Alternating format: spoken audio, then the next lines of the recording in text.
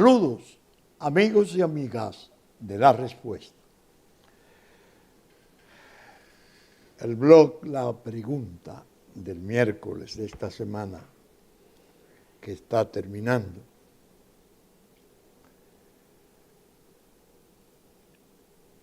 se tituló Un limbo insondable. Se corresponde esa pregunta con lo que se había planteado en la respuesta pasada,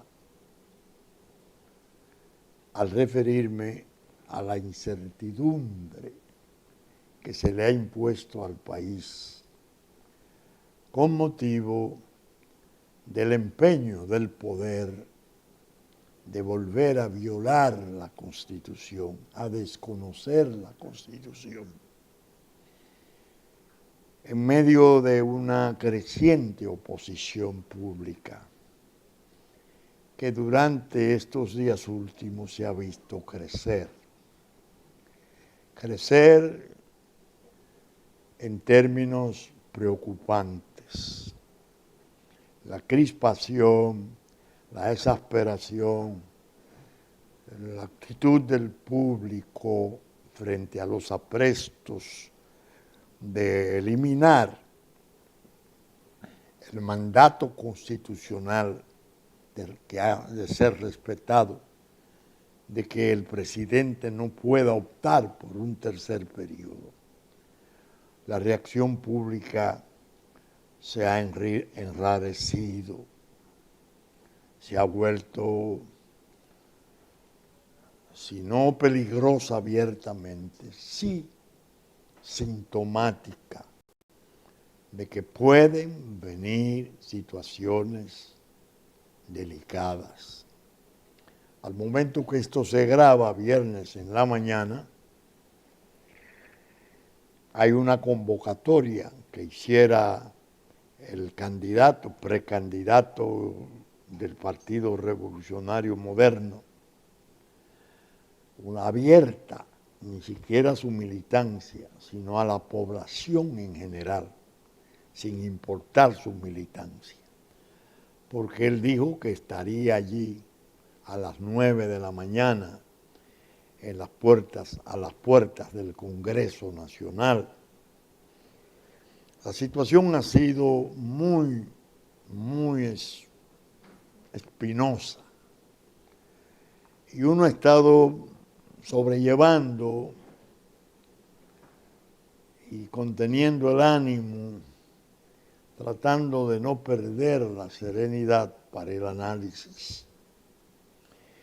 Ustedes en las respuestas, los programas de respuesta que se han presentado en las últimas 2 semanas, me oyeron insistir mucho en la cuestión delicadísima, que a mi juicio fue la más grave, o ha sido la más grave de todas, la ocupación militar del Congreso Nacional, violatoria de la Constitución en forma grosera e inmotivada, que a mi juicio marcó para siempre y le hizo un gran daño a la administración del presidente Danilo Medina. La impronta de autoritarismo, de imponer 2 o 3 mil soldados, emplazarlos con armas de guerra alrededor del Congreso Nacional, donde se iba supuestamente a presentar el proyecto para estuprar de nuevo la Constitución, como se hiciera en el 15. Esa presencia militar ahí marcó como antidemocrático y indeseable la actual administración. Perdieron los estribos, no sé quiénes pudieron aconsejar el desatino, y la retiraron medio a regañadientes y la mantienen cerca, que es una forma de no retirarla. Las Fuerzas Armadas no volvieron a sus cuarteles, a sus brigadas. En las inmediaciones en la avenida 30 de Mayo, permanecen a cierta distancia. Eso, quien está o quienes han estado detrás de esa iniciativa están perdidos totalmente. No tienen la más mínima idea del daño inmenso que eso nacional e internacionalmente le hacía o le ha hecho a esta administración. Pero la semana, al salir las fuerzas militares, estas fueron sustituidas por una duplicación del personal policial, aparatosa, innecesaria, excesiva, porque evidentemente no hay atisbos de violencias públicas, de desórdenes públicos, rumores y disparates que son fácilmente controlables, como lo ha hecho la policía nuestra siempre.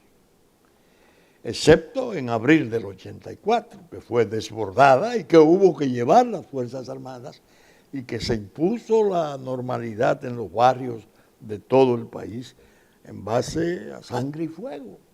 123 muertos en 2 días. Un espanto y 4.000 heridos.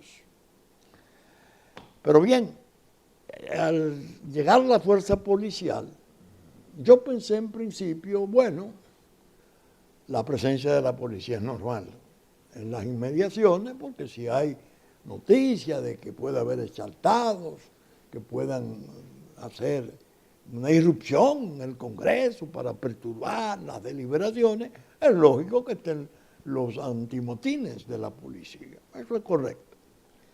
Pero se dio algo muy delicado, muy delicado, que viene a completar la imagen negativa, desastrosa, que creó la iniciativa de llevar las Fuerzas Armadas en una actitud clara de coerción psicológica, de coacción delicada a los legisladores de la República. El aparato de espionaje es tan penoso el error como el anterior. Yo no quería creer lo que vi en la azotea del Palacio del Congreso Nacional. Señores, el poder público es esencial, el poder legislativo. Aquellos oficiales con esos dispositivos sofisticados para interceptar y recabar todas las conversaciones del hemiciclo y de las oficinas del Congreso. Unos aparatos modernísimos que se adquirieron hace mucho tiempo, ya venían adquiriéndose otros parecidos en los últimos 10 años. Comenzó en el 4, en el 2004, 2003, cuando vino un equipo israelí altamente sofisticado para tomar llamadas a distancia. En definitiva, esas imágenes que estuvieron filmando de esos equipos en el techo del Palacio de Congreso vino a completar la imagen muy repugnante y muy degradante del poder en una actitud de abuso, de coerción, de intimidación. Un horror. Yo me quedé pensando cuando vi la cuestión y digo, Dios mío, a mí me tocan cosas que, por cierto, conté algunas, solo 2 de ellas, episodios de mi vida que pude ver, que pude conocer, incluso en algunos estar. Cosas increíbles. Voy hoy a relatar otra, porque he visto que la reacción del público de la respuesta ha sido muy favorable a ese sistema de hablar para los jóvenes, de que hablo, los jóvenes de 50, de 40 años, de 55 años, sujetándolo a la fecha de los sucesos cuando ellos estaban naciendo, o estaban recién nacidos, o muy niños. La ventaja de la edad, que precisamente esta semana ya se va a cumplir 88, gracias a Dios, disfrutando de la salud correspondiente a la edad.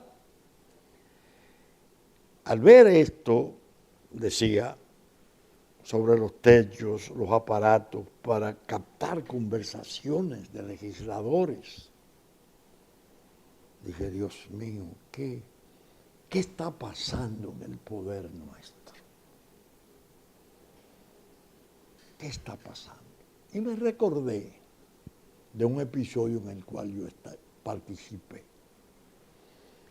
Era el año de 1978.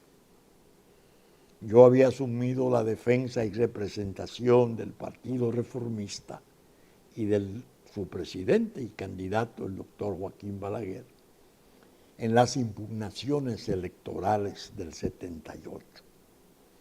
Fue una etapa dura, tremenda. 55 días intensísimos de audiencias sumamente dramáticas, discutiendo los resultados electorales. Yo veía al presidente Balaguer 2 y a veces 3 veces en el día porque tenía que subir, hablar con él, decirle más o menos el curso del proceso electoral, las audiencias terribles que se estaban celebrando. En una oportunidad iba para la Junta y me detienen, que debo de ir a Palacio. Voy a Palacio. Cuando subo al despacho, cerca del despacho del presidente de la República, noto una presencia inusitada de oficiales militares. Muchos de ellos mis amigos. Los saludo a todos. Cuando entramos al despacho, porque ellos entraron también, me encontré con esto. El presidente Balaguer, con una grabadora de entonces, que eran de cintas, sobre el escritorio. Y me dice, delante de todos, ahí estaba el secretario de Fuerzas Armadas, los jefes de Estado Mayor, los subjefes, todo el mundo. Me dice, doctor, porque él, cuando hablaba frente a terceros, la formalidad no la perdía. Doctor, me han traído una grabación que es necesario que usted la escuche. Yo se la voy a entregar, pero solo si usted considera que es pertinente darla a conocer, así se haría. En el fondo, le estaba diciendo a los guardias que estaban ahí, en esta orden, este es el que va a decidir, no ustedes, ninguno del poder. Me dio a entender como ni él mismo, solo si yo entendía que era pertinente. Me ponen la grabación, era un amigo y compañero de profesión de años, de décadas, gran amigo, que luego fuera presidente de la República, el doctor Salvador Jorge Blanco. Yo su voz la conocía, hablando con el señor Marcano, que era el representante del PRD en la Junta. Entonces, Salvador estaba participando en las, que paz descanse, estaba participando en las audiencias, era mi abogado contrario, de tribunas contrarias. La conversación era breve. El doctor Jorge Blanco, que era presidente del Partido Revolucionario Dominicano, Marcano, estamos perdiendo en agua, ¿qué es eso? ¿Cómo se explica eso? Pues más o menos, ¿qué es eso? Y Marcano que le respondía, no se preocupe, doctor, yo voy a hablar con el hombre clave nuestro aquí para resolver eso. Bueno, yo cojo mi grabación, me voy a mi oficina y llamo de inmediato a Salvador. Lo hago llegar. Él era el presidente del partido y un hombre importantísimo, y el abogado jefe de la defensa de las posiciones del PRD. Es más, él había firmado un comunicado en el que se decía que, habiendo computado el 90% de las actas de mesa, el PRD había obtenido 1.277.000 votos y el reformismo apenas 750.000.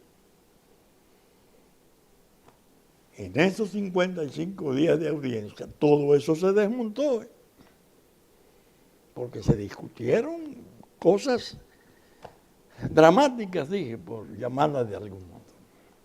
Le pongo la grabación en mi oficina y le digo, Salvador, me entregaron esto, quiero que tú lo oigas. Él lo oyó y se sonrojó, se puso de pie y me dijo, Vincho, salva el Senado, salva el Senado. Sí, esa es mi voz. Él era candidato a senador. Estamos por Santiago. Salva el Senado. Quería decir, lo que se haga con la presidencia, a mí no me importa, o no nos importa, que salvaran la Cámara. Fue lo que me dijo. Yo me quedo y digo, no, yo no voy a usar esto. Y me quedo con esa cinta guardada más de una semana. La puse bajo llave. Yo no voy a usar esto no es bueno. Por desgracia, otro amigo que tenía entonces, que visitaba mi casa con frecuencia, que teníamos relaciones excelentes, José Francisco Peña Gómez, en su programa La Tribuna, que en paz descanse, en la Tribuna Democrática, hizo una denuncia espectacular.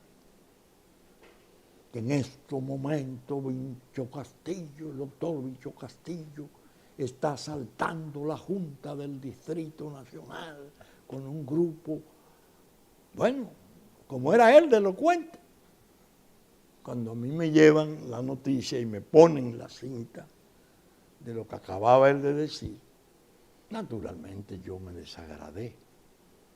Ocurría que yo estaba con un grupo de amigos en un almuerzo en la oficina de ingeniería civil de un amigo que quedaba frente al Palacio de Justicia, a 2 cuadras de la Junta del Distrito. Parece que, me dijeron luego, una señora, dueña de farmacia, parece que muy histérica, muy escandalosa, llamó al doctor Peña Gómez, asoció los vehículos que estaban ahí en eso con la cuestión de la Junta y dijo, la Junta, está en la Junta. Yo no tenía nada que ver con eso, por Dios. Ni mi pelea jurídica era en la Junta del Distrito, era en la Junta Central. Yo me enojé. Me enojé porque la acusación era sumamente desaprensiva. Él era muy emocional y no verificaba fuentes, no era riguroso en eso. Al día siguiente yo llevé la cinta a la audiencia de Salvador con Marcano. Aquello fue horrible. La extinta amiga, que en paz descanse, doña Tatá Bautista de Suárez, que estaba junto en la tribuna de la defensa del reformismo, la pobre, le bajó el azúcar, se desmayó, fue porque hubo un momento en que se pensó lo peor. Eso fue horrible. Oigan, y agarraron a esa gente de la prensa y de la radio, a Vincho Castillo, y lo masacraron. El cintazo. Después vino lo del gacetazo, que yo una carta que le dirigí al licenciado Magluta en 1986 explicaba todo cómo había ocurrido. Yo había cumplido mi deber, había pedido elecciones complementarias en 6 provincias, pero Carlos Andrés Pérez, presidente de Venezuela, oía al doctor Peña Gómez que decía que una sola mesa que se revisara o se revocara era una guerra civil. Entonces se valió de un importante empresario que ha vivido entre nosotros, cubano-americano, muy poderoso. Hicieron su acuerdo con el doctor Balaguer para que se quedara el doctor Balaguer con el Senado. 4 senadores que no fueron electos. No, yo pedía elecciones complementarias, pero me trituraron. Fue una fase para mí muy dolorosa, muy dolorosa. ¿Saben ustedes por qué fue tan dolorosa? Porque mi madre vivía entonces y ella sufrió mucho todos esos ataques terribles, el cintazo. Bueno, el espía era yo. A mí me ha entregado un presidente una cinta en presencia de un grupo de militares. He confirmado que es la voz de un amigo. No le he querido presentar y cuando la presento es en respuesta a una acusación injusta que me están haciendo. Todo eso me pasó por la mente. Y dije, se lo voy a llevar a mi público de la respuesta. Al ver ahora esa azotea llena de equipos altamente sofisticados, digo, bueno, en el poder actual hay un alto grado de desorientación, de desatino. Ahí hay gente participando en las deliberaciones que se ha divorciado radicalmente de la sensatez y del buen sentido. Eso es horrible. Eso es horrible. En un momento en que está a 1000 creciendo la convicción de que los votos que faltarían para aprobar el estupro de la Constitución, el nuevo, el otro, lo están comprando, que hay un proceso de compra, que lo han dicho incluso legisladores, que a ellos le han hecho propuestas, bueno, y cuando eso está huyendo y es casi una especie de no de escándalo, no de componente, ingrediente de la desazón pública, aparece el espionaje masivo. Bueno, aquel entonces, fíjense la prudencia de Balaguer. Solo si usted lo considera pertinente puede hacer uso de eso. Era tiempo todavía en que la Guerra Fría todavía no había cesado. Estaba por terminar, pero había mucha experiencia de espionaje telefónico, incluso de particulares que establecieron estaciones de eso. Pero era muy elemental. Esto es masivo, colectivo, a los grupos.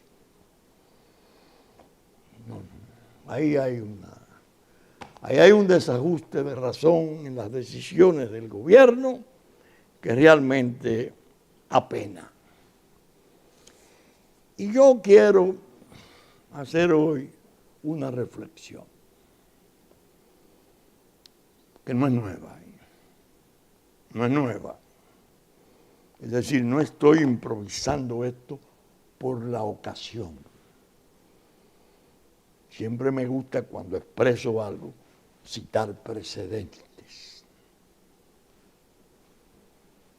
Cuando se le llevó a cabo el juicio a Salvador Jorge Blanco, expresidente de la República, yo fui interrogado 5 días sucesivos, 9 horas cada día. Y en ningún día obtuve 1 minuto de receso o descanso. 7 u 8 abogados de la defensa me interrogaban. Algunos se iban a comer y volvían después de la siesta. Una especie de tortura moderna. Dios misericordioso no permitió que se cumpliera lo que parecía ser un objetivo, que yo me quebrara, que yo me cayera. Todo esto televisado, 9 horas cada día. Había un abogado, ya desaparecido, que quería destacar la inseriedad de mi parte, porque yo era un amigo oficioso, casi una especie de paje de Salvador Jorge Blanco. No sé de dónde le salió esa idea. Y que yo como que solicitaba favores y trataba a Jorge Blanco, al doctor Jorge Blanco, con mucha distinción. Realmente éramos amigos y abogados en tribunas, a veces juntos y a veces contrarios, como siempre ocurre. El abogado encontró una carta en el expediente. Parece que en su pasión nada más leyó el primer párrafo, donde yo le hablaba, le recordaba al presidente Jorge Blanco su condición de profesional de altísimo mérito, su preparación, su hoja de vida. Entonces él comenzó a leer la carta cuando me interrogaba. Pero al pasar al segundo y tercer párrafo se dio cuenta que no convenía a los intereses de su defensa leer esa carta in extenso. Y bajó la voz. Yo le digo, magistrado, era el magistrado Severino, parece que el abogado ha perdido la voz. El magistrado Severino le dice, levante la voz, léala en voz alta. El abogado se turba, léala o se hará leer en secretaría. Y tuvo que leerla. Era una carta en la cual yo le refería que le estaba enviando un libro a Salvador Jorge Blanco. La agonía del poder, de Haldeman, un político importante norteamericano que juntos eran Haldeman, Ehrlichman, Mitchell, Charles Colson, Gordon Strachan, Robert Mardian y Kenneth Parkinson. 4 de ellos eran los asesores esenciales del presidente Nixon, que cuando se explotó el caso de Watergate, algunos de ellos trataron de salvar al presidente y realizaron algunas maniobras protectivas. Los sancionaron, los condenaron a penas largas. Colson escribió un libro, Se fue a la religión, y Haldeman escribió La agonía del poder. En esa obra ese hombre describe en una forma fascinante, brillante, cómo siendo ellos tan competentes, cómo ellos siendo tan capaces, tan preparados, siendo asesores del presidente Nixon, no pudieron manejar el trastorno del presidente Nixon. El presidente Nixon hizo una verdadera paranoia. Terminó medio enloquecido, medio alienado. Se llenó de temor y después uno lo ha visto por qué. En libros importantes como El legado de cenizas, de Weiner, la historia de la CIA, FBI Enemigos, de Weiner también. Hay algunos libros sobre eso. Nixon se deterioró. Había sido 8 años vicepresidente del presidente Eisenhower.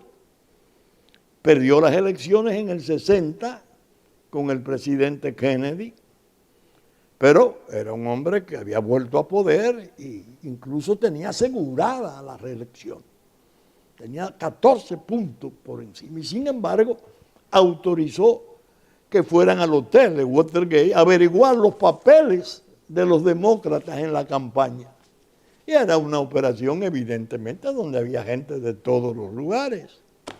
Agarraron a los sujetos y le armaron, bueno, lo hicieron renunciar porque lo iban a destituir en un juicio político. Haldeman, la descripción que hace de Nixon es patética. Llegó un momento en que él recibió una visita y lo sacaba al patio, o la sacaba al patio, y le decía a algunos amigos importantes, solo puedo hablar contigo aquí, en el patio de Casablanca, porque todo eso está minado de espionaje. Me tienen espiado. El presidente de los Estados Unidos, entendiendo que sus propios equipos de inteligencia lo estaban espiando a él. En el fondo, describía un quebranto. El mando es así. Un hombre importante fue el que hizo las relaciones con China. Nixon era un abogado de fuego, le decían Trickley porque era muy hábil en los procedimientos y decían que era medio mañoso. Pero en el fondo era un hombre importante. El poder terminó por confundirlo, por enfermarlo.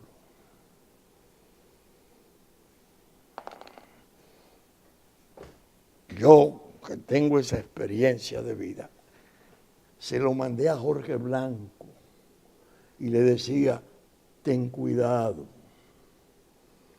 tú tienes tus relaciones profesionales de siempre. Pensaba en Jotin Curi, pensaba en Froilán Tavares, en mí mismo, porque eran los compañeros de él, de generación los otros. Ten cuidado. Tenía una compañía que no era adecuada y lo iba a llevar a errores. Y se iban a cometer cosas que finalmente ya pertenecen a la historia. Yo no quiero batirlas ni crearle mortificación a nadie ni ofensa a nadie. Yo respeto mucho los muertos. Hoy, yo le digo al presidente de mi país, Danilo Medina Sánchez, presidente, haga un retiro personal en la intimidad más rotunda y dedíquese a reflexionar. Las circunstancias son muy adversas y peligrosas para su futuro. Esa iniciativa de un tercer periodo puede ser un patíbulo. Puede usted estar incurriendo en errores muy costosos que van a producirle daños inmerecidos, pero inevitables.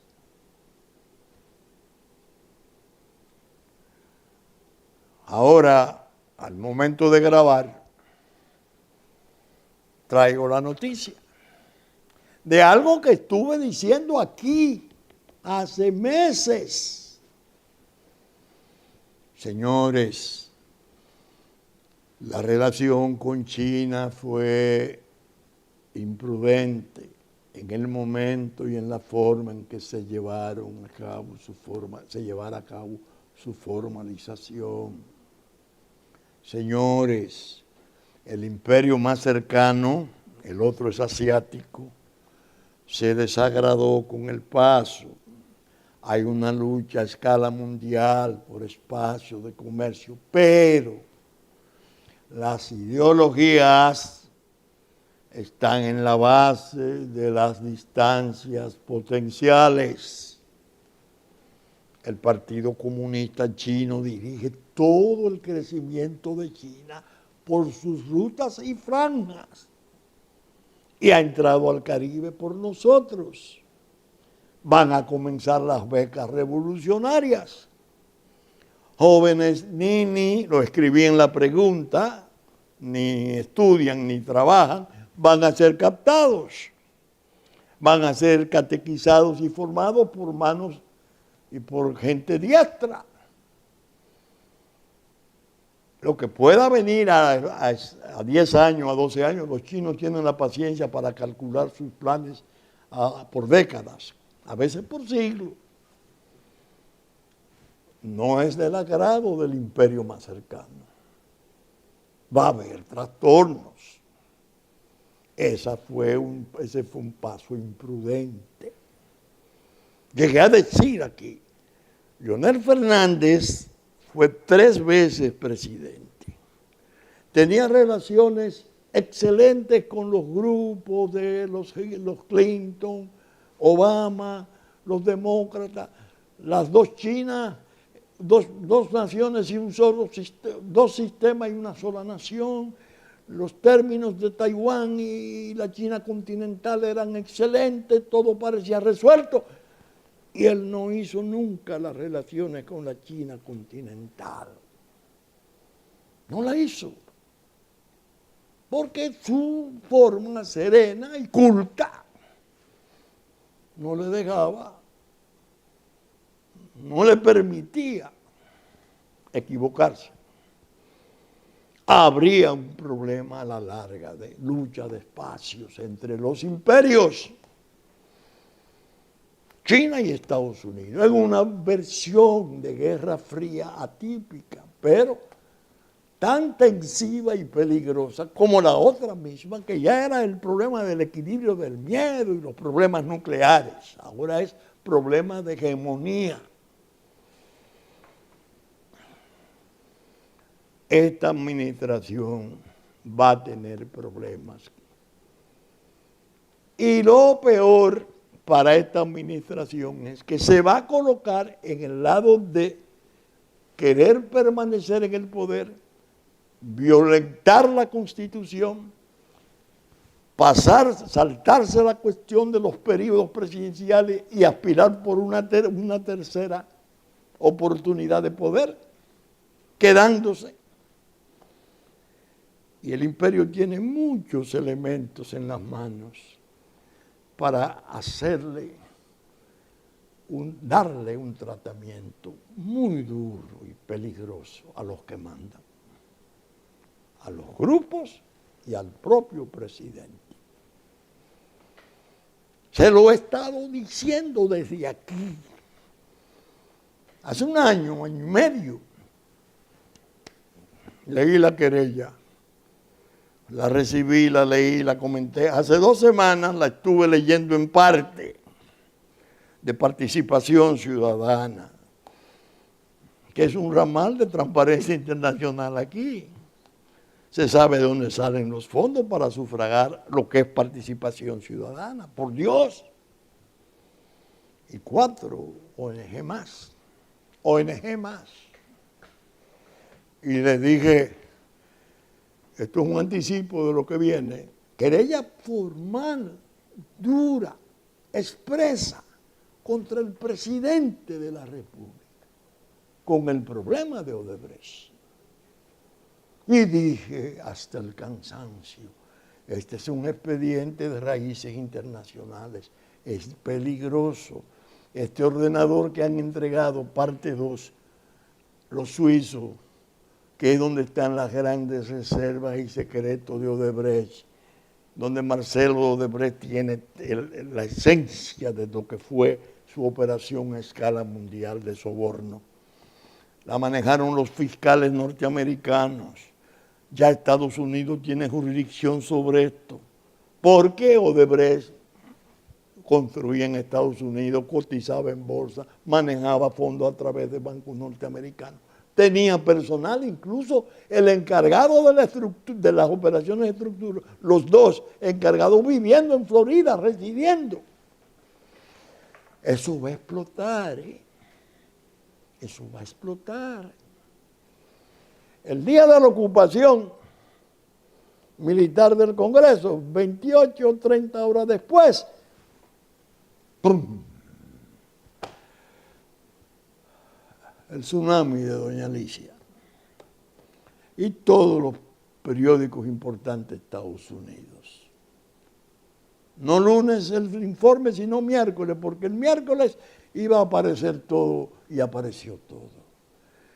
Y se ha visto ahora la anatomía plena del peligro de Odebrecht.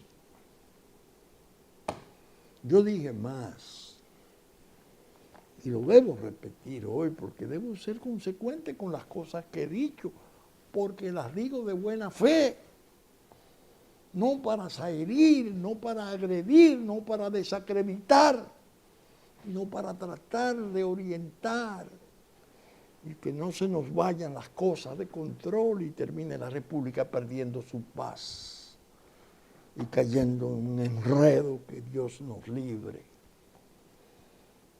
Dije, ese informe Inside Crime de la ONG noruega sobre la droga en el Caribe, dando la importancia que le dan a Santo Domingo, al grado de decir que el 15% de la droga que pasa por el Caribe, del mundo pasa por el Caribe, y República Dominicana ya es una plataforma especial para ello. Es indicativo de que viene tormenta.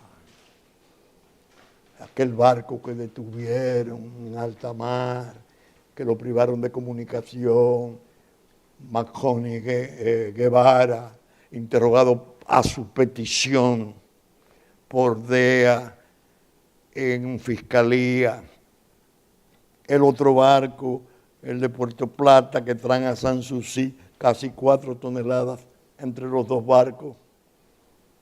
Digo, ay Dios, son expedientes delicados, con expedientes abiertos. Puede venir un trastorno grave por ese lado. Y la gente de poder, los grupos de poder, los que están insistiendo más en permanecer, los que de seguro han influido más en que el presidente arruine su paso por el poder, que ha sido respetado y consentido, hasta con beneplácito por una parte importante de la población, pero que evidentemente está en un proceso de ruina creciente. Esos grupos después tendrían que lamentar Pompeo, secretario de Estado de los Estados Unidos, canciller, llama al presidente. Pero no solo lo llama, sino que la embajada da un parte y dice que el canciller, el secretario de Estado conversó y le persuadió al presidente Medina de la necesidad de preservar el Estado de Derecho, respetar la Constitución y la democracia. Entonces el gobierno coge y quiere hacer de eso un sueño.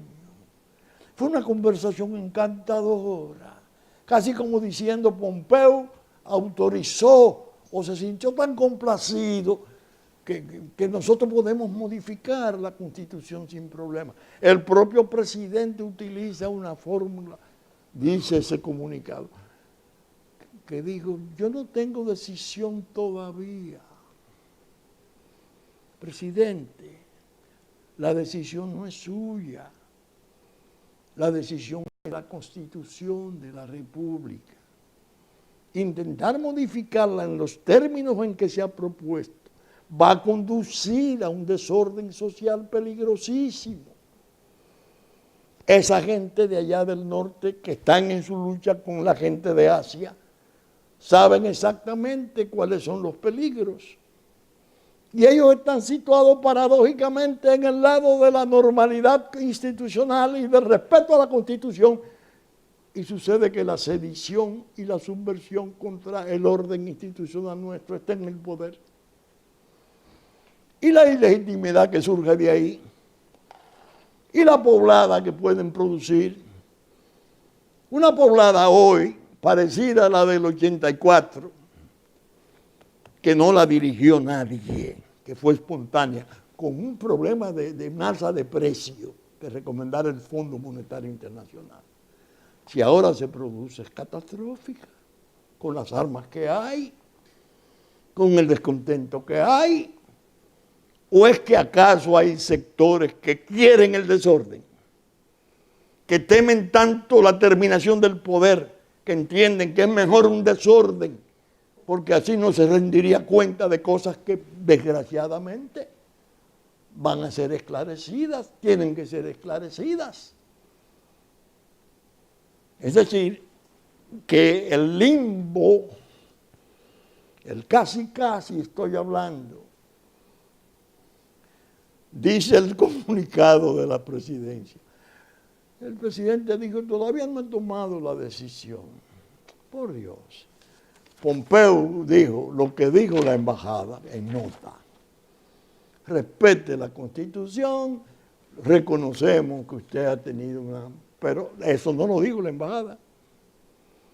En la conversación diplomática así es como se estila. Yo recuerdo cuando el presidente Balaguer estuvo en Washington, el presidente Carter lo atendió con tanta gentileza que lo bajó conduciéndolo, agarrándolo por los codos, hasta el carro. Y ahí le hizo un elogio. Usted ha sido un hombre fundamental para el país, para la región, un aliado generoso y leal de Estados Unidos. Bueno, los reformistas se alegraron, bueno, a mí me lo fueron a consultar, le digo, lo estaba despidiendo. Lo estaba despidiendo. Ya lo sentían agotado por salud, por lo que fuera, además por las circunstancias que eran realmente odiosas y peligrosas. Y efectivamente después se vio. Entonces, ¿qué quieren con ese comunicado? Extraviar más al presidente, confundirlo más. No aparece alguien ahí que tenga la interés de decirle, presidente, la realidad es esta. El paso de China que vimos, en una forma u otra, nos cerró la posibilidad más remota de poder nosotros emprender una reforma constitucional traumática para permanecer en el poder 4 años más. Preparémonos porque terminó el tiempo de poder nuestro. No. Y entonces, porque bueno, pobre gente, entendiendo que el país no va a comprender que un secretario de Estado de Estados Unidos no va a llamar a un presidente para hablarle de esas cosas, casi animándola a que las haga. Cuando Reinaldo Pared, presidente del Senado, sale de la sesión y está en Palacio y la sesión se cae en el Senado, porque la llamada se produjo. Si hubiera sido tan lisonjera, como dice el parte de prensa, deben andar la descendencia de Joao Santana en eso. Lo lógico era que hubieran presentado el proyecto seguido. Mira qué bueno, nos dieron luz verde, no hay problema ni agravio, ni Estados Unidos tiene recelo con los problemas nuestros y China. La relación nuestra y China. Fíjense cómo el limbo prosigue, pero ya con la cuestión de la llamada del secretario de Estado de Estados Unidos, comienza a perfilarse una salida. Ya se parece agotando la fase de las advertencias, de los gestos, de los signos, de los metamensajes. No, parece que ya hay lo que habían pedido los senadores Menéndez y Rubio. Pidieron formalmente en base a una resolución bipartidista, los dos partidos a unanimidad, sobre el respeto del los periodos presidenciales, el respeto al Estado de Derecho, el respeto a la Constitución. Pero bien, vamos a esperar a ver si el próximo fin de semana limbo ha dejado de ser. Estamos saliendo, saben ustedes, por Supercanal 3 del cable, 33 televisión abierta, domingo a las 11 de la mañana, nuestra versión central. Saben ustedes que Cinevisión, Canal 19, nos anticipa el sábado a las 6 de la mañana. Telefuturo, Canal 23, después de la misa de San Antonio, a las 8 de la mañana de domingo. Canal 23, Telefuturo. Telenor, San Francisco de Macorís, mediodía de domingo, 6 de la tarde de domingo. Teleimpacto, mediodía del domingo, 9 de la noche de domingo, 9 de la mañana de lunes. TDI, 7 de la noche de Canal 51 de domingo. Saben ustedes además que la radiodifusión está a cargo de Radio Real de la Vega y que en televisión, Musavisión, TV3, TV3, TV Plata, de 10 a 12 del mediodía de domingo. Los canales amigos de Sabaneta, Montecristi, Higüey, Romana, Inagua, que transmiten nuestros contenidos en los tiempos oportunos.